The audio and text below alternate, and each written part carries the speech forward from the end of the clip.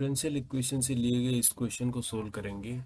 इस तरह से दिया है question, y is equal to y x be the solution of curve of the differential equation, है ना। डिफरेंशियल इक्वेशन दी हुई है, इसमें कंडीशन क्या है, y नॉट इक्वल टू 1 दिया है, then the value of y1 आपको फाइंड आउट करनी है।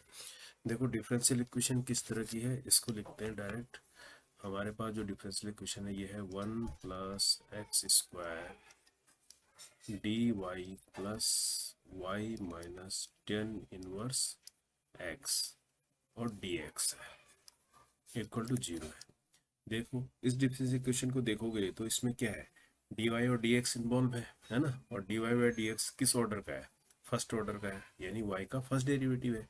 इसका मतलब ये फर्स्ट ऑर्डर डिफरेंशियल इक्वेशन है ना। तो फर्स्ट ऑर्डर डिफरेंशियल इक्वेशन का जनरल फॉर्म क्या आता है, d y by d x plus p y equal to q, ऐसा होता है। जहाँ पर पी और क्यू है एक्स का फंक्शन है, तो हमको इस फॉर्म में इसको बना सकते हैं। तो इसके लिए क्या करेंगे, डी एक्स इसको डिवाइड कर देते हैं, तो यहाँ पर क्या हो जाएगा, और 1 प्लस एक्स स्क्वायर को भी यहाँ से हटाएंगे, क्यू डिवाइड एक्स, तो कहने का मतलब 1 प्लस एक्स स्क्वायर और डी एक्स इसको क्या करते हैं, डिवाइड करते हैं पूरी इक्वेशन को। तो यहाँ पर बन जाएगा d y upon d x, यहाँ बच जाएगा y minus 10 inverse of x और अपॉन 1 प्लस एक्स स्क्वायर, इधर तो 0 है ही।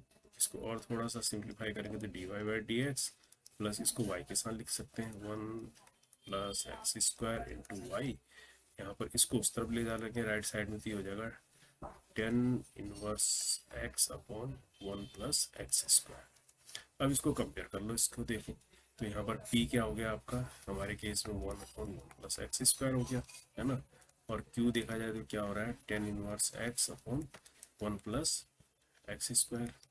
ये तो कंपेयर करने पर, है ना, ये मिल गए। अब यहाँ से अगर ये फर्स्ट ऑर्डर की डिफरेंशियल इक्वेशन है तो इसका सॉल्यूशन क्या होता है, integration factor into y equal to होता है इंटीग्रेशन फैक्टर इनटू क्यू, है ना, into d x plus integration factor c. ये इसका सॉल्यूशन होता है, जहाँ पर इंटीग्रेशन फैक्टर कैसे लिखा जाता है, e की पावर में p ऑफ dx, ऐसे होता है। अब यहाँ से इंटीग्रेशन फैक्टर अब हम इससे कंपेयर करेंगे तो हमारे केस में इंटीग्रेशन फैक्टर क्या निकलेगा, p हमारे केस में कितना है, 1 अपॉन 1 प्लस एक्स स्क्वायर, यानी इंटीग्रेशन के अंदर 1 upon 1 plus x square dx।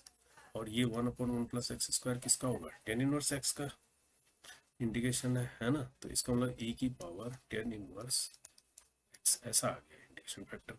तो इसका सॉल्यूशन क्या हो जाएगा हमारे पास, इसका सॉल्यूशन हो जाएगा इंटीग्रेशन फैक्टर इनटू वाई, यानी e की power 10 inverse x into y, है ना, इक्वल टू हो गया इंटीग्रेशन फैक्टर इसके अंदर आएगा e की power 10 inverse x into Q. Q कितना हो गया, 10 inverse x upon 1 plus x square और डी एक्स प्लस सी, ये हो गया। ठीक है, अब हमारे पास ये बचा जो इंटीग्रेशन के अंदर है, इसको सोल्व करना है। इसको कैसे सोल्व किया जाए, इसको सोल्व करना है ना। इसको सोल्व करने के लिए देखो 1 प्लस एक्स स्क्वायर है ना, ये हम क्या कर सकते हैं, 10 इनवर्स एक्स को कुछ कंसिडर कर लेते हैं। इसको मान लीजिए हमने टी कर लिया, तो ये हो गया 1 upon 1 plus x square d x equal to हो जाएगा डी टी। ठीक है, तो अब यहाँ पर इसको जब करेंगे तो यहाँ पर इंटीग्रेशन के अंदर क्या हो जाएगा, ये 10 इनवर्स एक्स की जगह तो आ जाएगा टी, और 1 upon 1 plus x square d x मिल जाएगा डी टी। तो ये हो जाएगा e की पावर t, है ना, और ये मिला के हो जाएगा डी टी, और ये रहेगा क्या, टी डी टी, ऐसा बन जाएगा। ये हम इसको सोल्व कर रहे हैं, ठीक है, इसको सोल्व कर रहे हैं, है ना। तो ये आगे बढ़ाएंगे। अब तो ये दो पार्ट्स में हो गया ना, तो पार्ट्स इंटीग्रेशन लगाएंगे तो किसको करेंगे हम, टी का डिफरेंशिएशन वन होता है ना, तो टी को हम क्या करेंगे, फर्स्ट ले लेते हैं, टी को ले लेते हैं फर्स्ट। अब integration of e t d t, ऐसे तो होगा, माइनस इंटीग्रेशन के अंदर d y d t of t, है ना, यही होगा ना। फिर integration of e of t d t, और जो भी आएगा उसका इंटीग्रेशन हो जाएगा डी टी। तो ये अल्टीमेटली क्या आ रहा है, टी ई टी आ रहा है, इस टी का तो 1 हो जाएगा, इस ई टी का ई टी होगा, फिर उसका दोबारा से ई की पावर टी हो जाएगा, यानी ई की पावर टी हो जाएगा। ये डायरेक्ट याद भी होना चाहिए आपको, है ना, एक्स ई की पावर एक्स का डी एक्स का जो होता है क्या होता है करके, ये आपको याद होना चाहिए, टी माइनस 1। तो ये आपको डायरेक्ट आप लिख सकते हैं।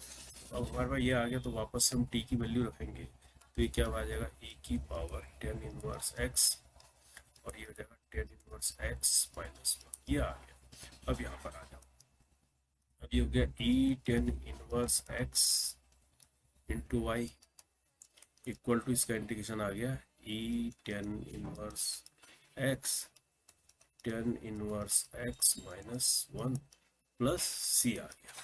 ठीक है, अब यहाँ से y को निकालना होगा, तो y इजिकल टू क्या होगा, इससे डिवाइड हो जाएगा, तो यहाँ बन जाएगा टेन इनवर्स x माइनस 1, और यहाँ क्या बचेगा c इंटू ई की पावर माइनस में हो जाएगा, ये टेन इनवर्स x ऐसा हो जाएगा।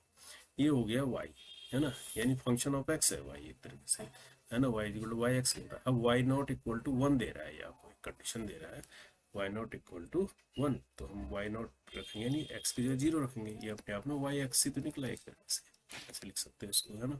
तो y 0 करेंगे तो यहाँ पर x की वैल्यू 0 रखेंगे तो 0 आ जाएगा, टेन 0 0 माइनस 1, यहाँ पर प्लस c, e की पावर 0 हो जाएगा तो 1 ही होगा c, तो c की वैल्यू देखो कि यहाँ से क्या आ रहा है, y 0 की वैल्यू क्या बोल रहा है, 1 बोल रहा है, तो ये हो जाएगा माइनस 1 प्लस c, तो यहाँ से आपके पास c इज इक्वल टू आ रहा है 2, c 2 आ गया। तो अब जो वाई एक्स है, अब तो c मिल गया हमको, ये मिल गया टेन इनवर्स x माइनस 1, है ना, प्लस 2 e की power minus ten inverse x, ये मिल गया। अब वाई एक्स सी हट गया ना अब आपका।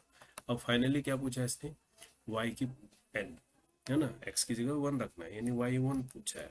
अब x की जगह 1 रखेंगे तो टेन इनवर्स x की जगह 1 रखेंगे, टेन इनवर्स 1 क्या होगा, पाई बाई 4, 1045 होता है ना 1, तो ये जाएगा पाई बाई 4, ये हो जाएगा माइनस 1, है ना, यहाँ पर क्या हो जाएगा, ये भी पाई बाई 4 हो जाएगा, 2 e की पावर माइनस पाई बाई 4, तो ये आपका आंसर आ रहा है पाई बाई 4 माइनस 1, यहाँ पर इसको ऐसे भी लिखा हुआ है इसने ऑप्शन में, पाई बाई 4, ये हमारा आंसर हो गया वाई 1 की वैल्यू, समझ रहे हो। तो pi by 4 minus 1 plus 2 upon e की पावर पाई बाई 4, तो देखो ऐसे लिख दिया इसने, तो ए इसका राइट चॉइस हो गया। ओके।